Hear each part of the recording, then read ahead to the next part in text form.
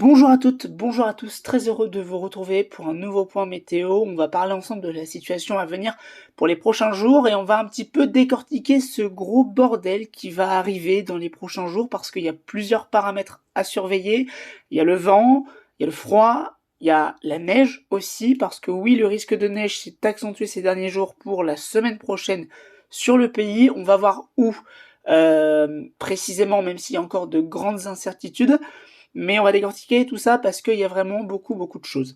Donc déjà, ce qui va se passer pour les prochains jours là, c'est l'arrivée d'une dépression pour la journée de mardi, qui va se creuser en fait entre le Groenland et l'Irlande pour ce week-end là. Elle va se creuser à partir de demain soir. Et cette dépression là, en fait, elle va arriver en France en apportant probablement du vent. Donc on la voit se creuser sur les îles britanniques en se renforçant pour la soirée de lundi avant de concerner, vous allez le voir, voilà, le pays avec une tempête a priori attendue sur le Royaume-Uni, peut-être les Pays-Bas et un fort coup de vent en France. Ce qui va nous intéresser aussi pour la journée de mardi, c'est l'arrivée de l'air froid aussi, parce que cette dépression-là, elle va en fait ramener de l'air froid à l'arrière de la dépression, et donc, eh bien, avec l'occlusion qu'on voit juste ici, l'air froid va débouler sur la France, et ça va engendrer forcément un conflit de masse d'air. On voit bien ici la France qui est plongée sur l'air froid, sous l'air froid, à 1500 mètres donc d'altitude, et on pourrait avoir des chutes de neige jusqu'en plaine. On va en reparler dans un instant. Donc vous voyez, regardez la grande réserve de froid là qu'il y a sur le nord de l'Europe, dans un flux de nord-ouest perturbé et froid.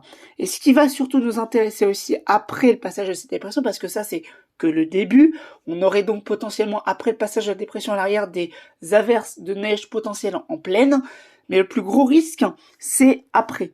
Après le passage de cette dépression, on va avoir potentiellement une autre dépression qui va venir se former là sur l'Atlantique pour la soirée de mercredi, la matinée de jeudi, peut-être celle de vendredi. Il y a encore des incertitudes sur le timing. En fait, donc, on a cette dépression là qui est au large de Terre-Neuve, qui va effectivement engendrer un nouveau creusement, donc, et qui va pouvoir passer sur la France. Le cœur dépressionnaire devrait passer sur la France, et ça va générer ce fameux conflit neigeux. C'est là que sont les plus grosses incertitudes entre les modèles. On va voir ça dans un instant. GFS par exemple nous voit donc une dépression beaucoup moins creuse pour la journée de mardi. Il voit même d'ailleurs un autre creusement par la suite qui avait été vu à certains moments mais qui avait finalement été enlevé sur les nouvelles modélisations. Il y a encore des incertitudes sur ça. Et vous voyez, regardez, voilà, cette dépression-là qui va nous intéresser, là, cette dépression à 1000 hectopascales, pour la journée de jeudi qui va transiter sur la France et qui va véritablement nous apporter ce conflit neigeux a priori. Où on ne sait pas encore exactement. Est-ce que ce sera plutôt sur la moitié nord de la France? Est-ce que ce sera sur les régions centrales ou encore un peu plus au sud?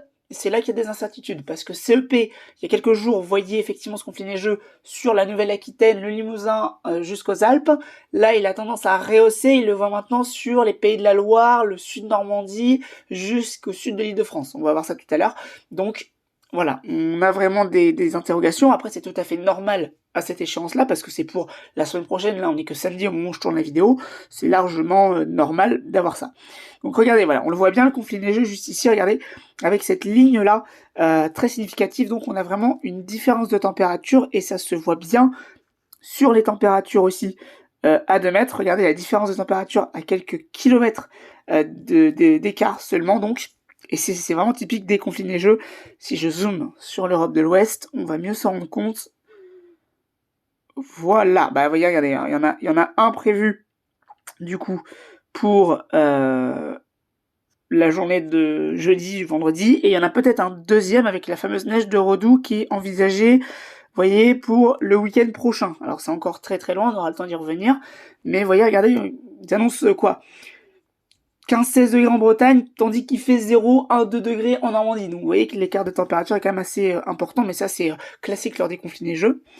Et donc ça c'est pour GFS. Donc GFS en fait a tendance à creuser moins la première dépression, donc il y aurait tout simplement un simple coup de vent en fait sur les régions du Nord, elle est là, cette dépression, vous voyez, elle est creusée à 995 hectopascales, mais les isobars sont pas très resserrés. Il y aurait par la suite le conflit neigeux avec une dépression peut-être un petit peu plus creuse que modélisée sur Icône sur la deuxième dépression qui passerait vraiment sur le pays, avec un conflit neigeux qui reste encore à déterminer pour la localisation, la Normandie, les régions centrales, en tout cas ce sont les régions exposées, ça oui. La probabilité de neige, elle est quand même assez importante, la probabilité de voir tomber la neige en tant que telle, parce que après pour l'épaisseur, il faudra préciser ça avec les mailles fines.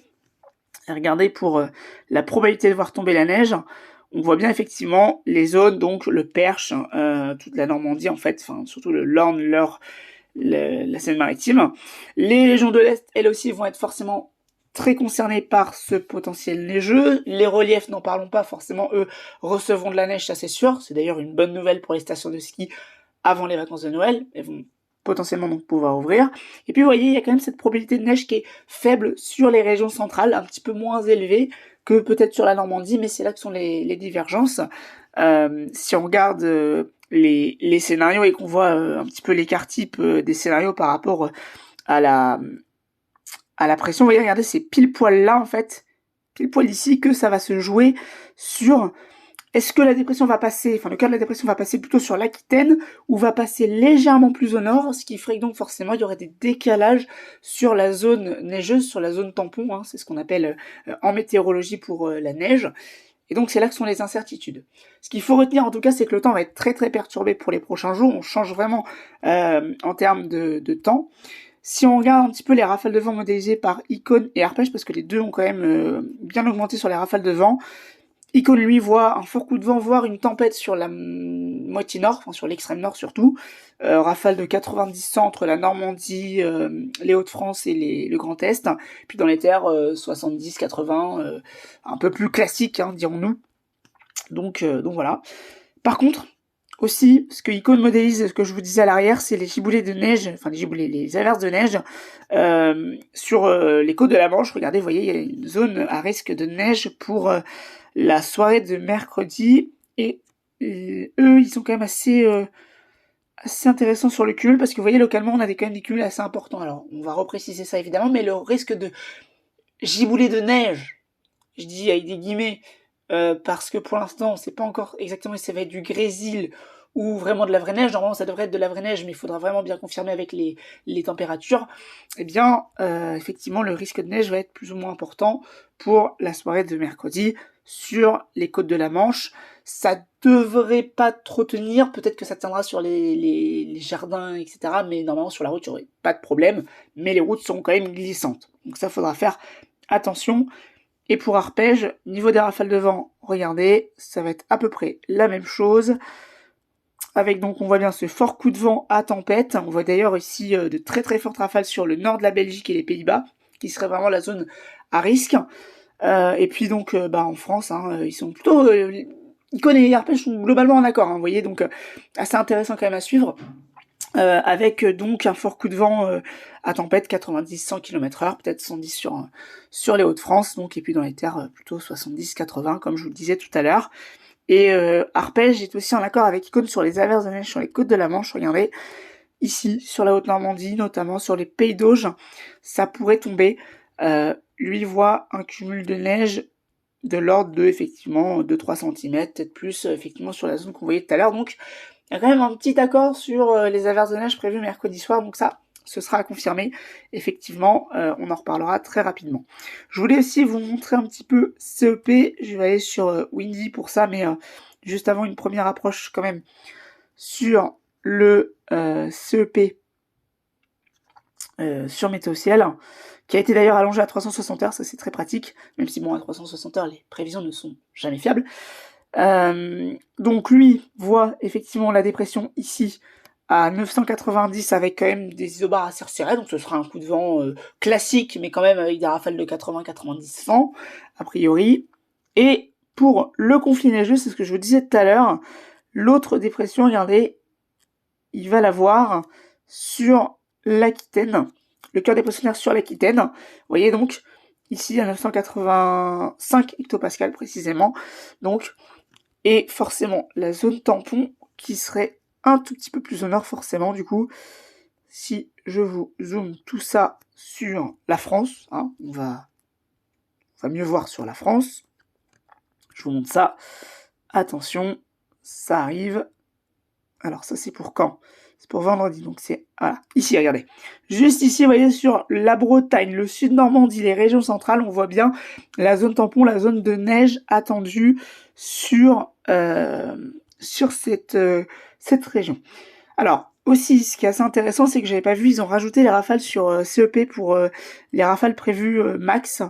Et donc, sur le coup de vent attendu, alors lui, il voit moins de vent sur les côtes de la Manche. Il est assez intéressant parce que, vous voyez, lui, il voit pas beaucoup de vent sur les côtes de la Manche. Par contre, il voit une tempête sur l'Aquitaine quand la deuxième dépression va passer et va apporter le fameux conflit neigeux. Donc, on pourrait avoir à la fois un coup de vent, d'abord dans un premier temps pour mardi sur les régions du Nord, avec à l'arrière de la dépression, avec le régime de traîne, des averses de neige sur les côtes de la Manche, qui pourraient apporter peut-être 1-2 cm sur les collines. Ça sera confirmé. Et dans un deuxième temps, on pourrait avoir donc une autre dépression qui devrait peut-être apporter un conflit neigeux, soit en Normandie, soit sur les régions centrales, soit encore un petit peu plus au sud. Dans ces cas-là, ce serait plus de la pluie, en raison de la masière qui sera plus douce. Et on pourrait avoir à la suite, donc, enfin à la suite en même temps, une tempête sur la côte aquitaine, en fonction du creusement évidemment et du resserrement isobarique. Donc vous voyez qu'il y a quand même plusieurs facteurs à surveiller, très intéressant, évidemment, c'est une première analyse que je vous fais là, mais voilà, encore une fois, il y a des incertitudes.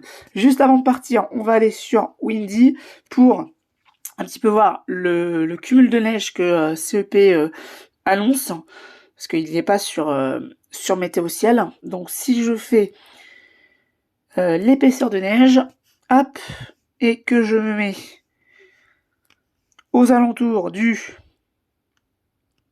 Voilà, bah c'est juste là, hop, je vais fermer la croix. Vous le voyez juste là, du coup, la zone de neige entre la Bretagne, ici, et les régions de l'Est avec 6, 7, 8 cm, donc attendu. Vous voyez donc, on voit bien la zone délimitée entre le sud-Bretagne, les régions centrales et le nord-est. Voilà donc ce qu'il fallait en dire. Donc, un temps perturbé à venir, ça c'est une certitude.